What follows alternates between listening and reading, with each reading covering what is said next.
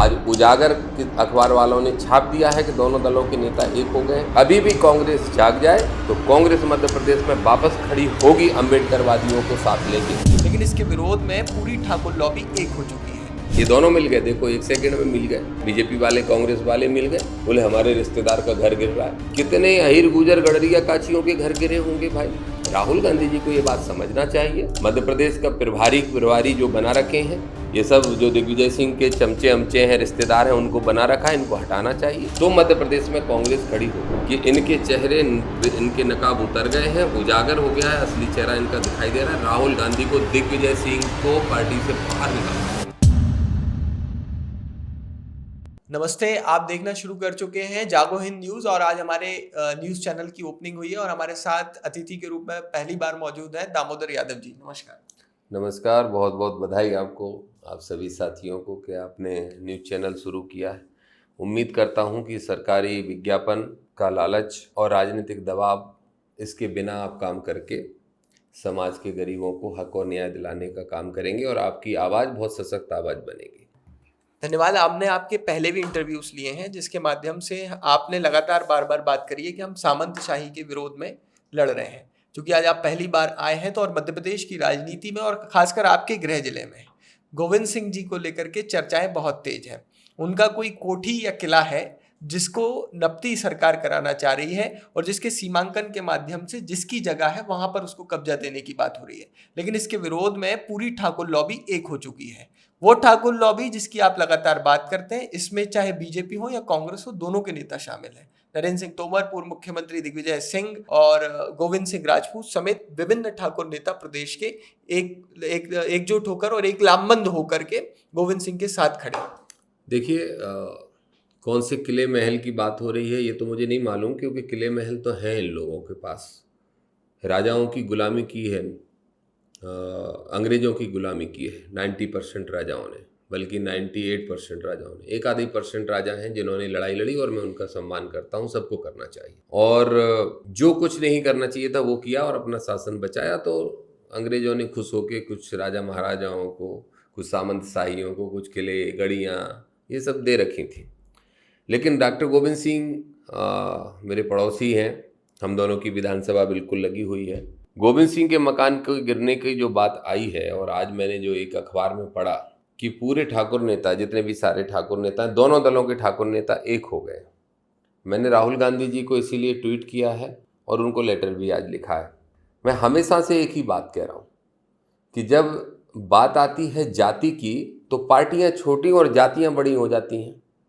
इन लोगों के लिए कोई यादव हो, कोई गुर्जर हो, कोई ब्राह्मण हो, कोई कायस्थ हो, कोई और सामान्य वर्ग का, वैश्य वर्ग का हो या SC वर्ग का हो, इनके लिए पार्टी की गाइडलाइन बहुत इंपॉर्टेंट है।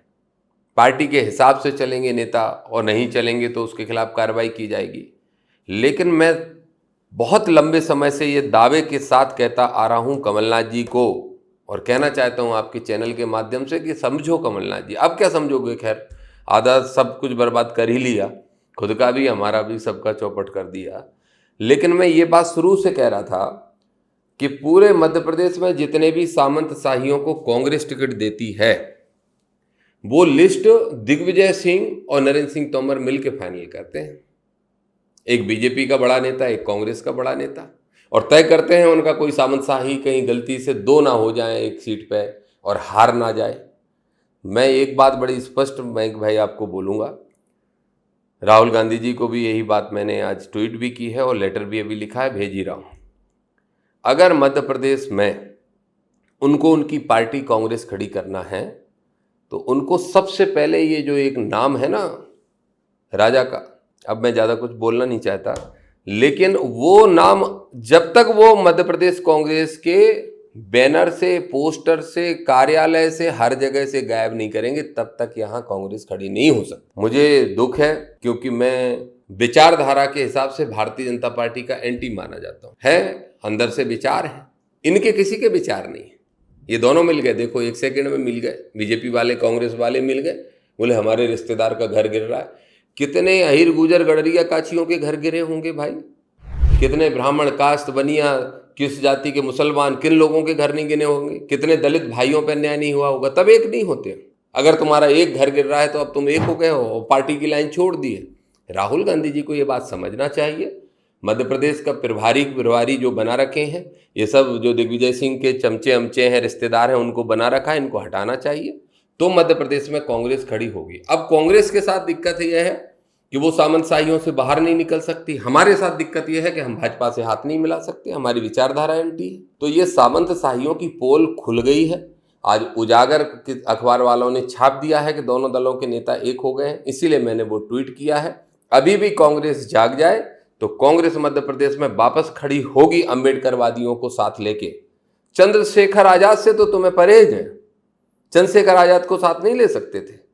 दामोदर यादव को, जो पिछड़ों की बात करता है, लड़ाई लड़ता है, उसको आगे नहीं बढ़ा सकते थे, जो मानवता की बात करता है। लेकिन ये सामंतशाही, किसी का महल, किसी का किला, किसी की गढ़ी, इसी में कांग्रेस को दबाए रहोगे जिंदगी भर। दबाए रहेंगे तो कांग्रेस खत्म हो जाएगी। हमारा आपके माध्यम से, आज मेरे पास बहुत समय का अभाव है, आपको बधाई देता हूँ। आपने के चैनल की शुरुआत हुई है और बहुत अच्छी शुरुआत हुई है, इससे मुझे प्रसन्नता है। आपके पास बीच में बराबर आता रहूँगा। लेकिन आज मेरा स्पष्ट कहना यही है कि इनके चेहरे, इनके नकाब उतर गए हैं, उजागर हो गया है, असली चेहरा इनका दिखाई दे रहा है। राहुल गांधी को दिग्विजय सिंह को पार्टी से बाहर निकाल देना चाहिए।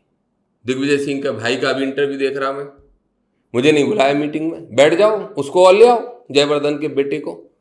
दिग्विजय आएंगे, दिग्विजय का बेटा आएगा, दिग्विजय का भाई आएगा, तो उन बच्चों को और ले आओ, छोटो छोटो को बना लो राधौगढ़ कांग्रेस। मध्य प्रदेश कांग्रेस क्यों चला रहे हो? तो इसलिए राहुल गांधी जी से मेरा आग्रह है आपके माध्यम से, निश्चित रूप से किसानों की सोच वाले, पिछड़ों की सोच वाले, अम्बेडकरवादी सोच वाले और मानवतावादी सामान्य वर्ग के जरूरतमंद लोगों को साथ लेकर आगे बढ़ने की जो उनकी सोच है, मैंने कहा ना कि आपका ओबीसी मुद्दा ये लोग कभी सफल होने देंगे? ऐसे लोग जो आज एक मुद्दे पर फिर भाजपा के साथ खड़े हो गए, दोनों एक जाति, अब जाति बड़ी हो गई, पार्टी छोटी हो गई। और जब हम लोगों का विषय आता है, किसी का भी, मैं तो कहता हूं ब्राह्मणों की भी अनदेखी होती है, कास्तों की भी अनदेखी होती है, वैश्य वर्ग के लोगों की भी अनदेखी होती है। कौन करता है? इस कांग्रेस पर अगर किसी ने कब्जा कर रखा है तो चार सामंतवादियों ने, उनके रिश्तेदारों ने कर रखा है, उसको मुक्त कराया जाना चाहिए। और मध्य प्रदेश में फिर से भाजपा को हटाने के लिए एक अभियान चलाया जाना चाहिए। हम उसमें उनका साथ देने के लिए तैयार हैं, पर उसमें अम्बेडकरवादी सोच के लोगों को भी साथ लेना होगा। बहुत बहुत धन्यवाद। हमारे साथ थे दामोदर सिंह यादव जी, जिन्होंने गोविंद सिंह राजपूत जी के घटनाक्रम को लेकर हमसे चर्चा की। धन्यवाद।